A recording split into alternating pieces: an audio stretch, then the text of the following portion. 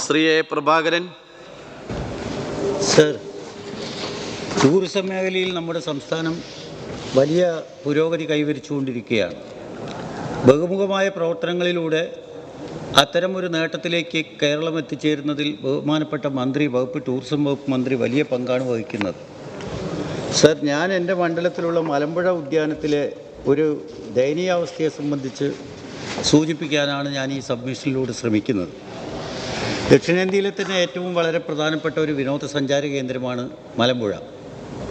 ഇപ്പോൾ അതിൽ ജനങ്ങളെ ആകർഷിക്കുന്ന കാര്യത്തിൽ ഇപ്പോഴും ഒട്ടും കുറവുണ്ടായിട്ടില്ല. അപ്പോൾ ഓണക്കാലം, റംസാൻ, അതുപോലെ ക്രിസ്മസ് തുടങ്ങിയ സമയങ്ങളിൽ ലക്ഷക്കണക്കിന് ആൾക്കാർ അവിടെ വന്നു പോവുകയാണ്. പോകുമ്പോഴൊക്കെ അവർ പറയുന്നത് പണ്ട് മലമ്പുഴ എങ്ങനെയായിരുന്നു, ഇപ്പോഴത്തെ സ്ഥിതി ദയനീയമല്ലേ എന്നൊക്കെ പറഞ്ഞിട്ടാണ് പോകുന്നത്. ഇപ്പോൾ മലമ്പുഴ ഉദ്യാന നവീകരണത്തിന് വേണ്ടി 2018-19 ബഡ്ജറ്റിൽ ഒരു 10 കോടി റുപ്യ നീക്കിവെച്ചു. അതിൻ്റെ ഒരു പ്രാരംഭ പ്രവർത്തനവും നടക്കാതിരിക്കാനുള്ള കാരണം ഒന്ന് ജലസേചന വകുപ്പും മറ്റൊന്ന് ടൂറിസവും രണ്ടും കൂടി ചേർന്നതാണ് അത് കൈകാര്യം ചെയ്യുന്നത്. ആ വകുപ്പുകളുടെ ഏകീകരണമില്ലാത്തതിൻ്റെ ഒരു കുഴപ്പമാണ് മലമ്പുഴയിലെ ഈ ശോചനീയ അവസ്ഥയ്ക്ക് കാരണം. ഇപ്പോൾ ഈ കഴിഞ്ഞ ജനുവരി മാസം 23-ാം തീയതി മുതൽ 28-ാം തീയതി വരെ വെറും 6 ദിവസം ഒരു പുഷ്പമേള അവിടെ സംഘടിപ്പിച്ചു. അതിൽ 49,80,000 രൂപ ഗേറ്റ് കളക്ഷൻ തന്നെ കിട്ടി.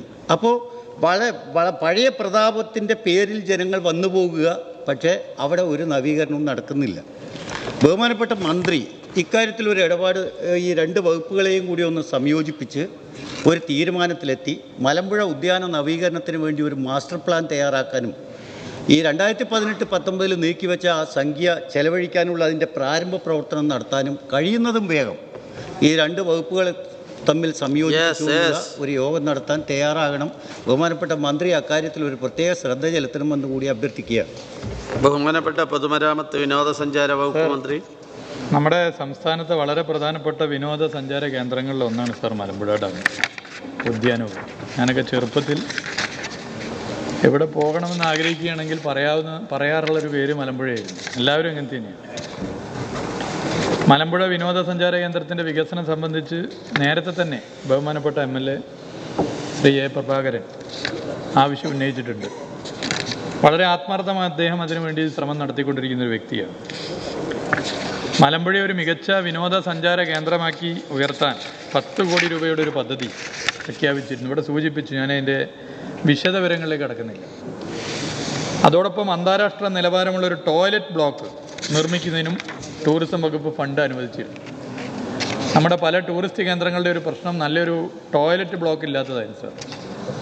അത് പരിഹരിക്കാൻ ഇപ്പോൾ തിരഞ്ഞെടുക്കപ്പെട്ട ഡെസ്റ്റിനേഷനുകളിൽ ടോയ്ലറ്റ് ബ്ലോക്കുകൾ നിർമ്മിക്കാൻ വേണ്ടി LDF സർക്കാർ തീരുമാനിച്ച സന്തോഷ വിവരം പ്രത്യേകം അറിയിക്കാൻ ഞാൻ ആഗ്രഹിക്കുകയാണ്. എന്നാൽ മലമ്പുഴയിൽ ജലവിഭവ വകുപ്പിൻ്റെ അധീനതയിലാണ് ഡാമും പരിസരവും എന്നത് ഇവിടെ സൂചിപ്പിച്ചു. ടൂറിസം വകുപ്പ് വിഭാവനം ചെയ്ത 2 പദ്ധതികളും ഇതുവരെ ആരംഭിക്കാൻ സാധിച്ചിട്ടില്ല എന്നുള്ളതൊരു യാഥാർത്ഥ്യമാണ്. മലമ്പുഴയുടെ വികസന പദ്ധതി ഇനിയും നമുക്ക് നീട്ടിക്കൊണ്ടുപോകാൻ വേണ്ടി സാധിക്കില്ല, അതൊരു വസ്തുതയാണ്. ഇതിൻ്റെ കണക്കൊക്കെ ഇവിടെ സൂചിപ്പിച്ച് ഇപ്പോഴും വൻതോതിൽ സഞ്ചാരികൾ എത്തുന്ന കേന്ദ്രമാണ് മലമ്പുഴ. അത് നഷ്ടപ്പെടുത്താൻ എന്തായാലും അനുവദിക്കാൻ വേണ്ടി സാധിക്കാത്ത കാര്യമാണ്. ഇതിൻ്റെ ഭാഗമായി ബഹുമാനപ്പെട്ട ജലവിഭവ വകുപ്പ് മന്ത്രി ശ്രീ റോഷി അഗസ്റ്റിനുമായി സംസാരിച്ചു. അദ്ദേഹം വളരെ പോസിറ്റീവായ സമീപനമാണ് സ്വീകരിച്ചിട്ടുള്ളത്.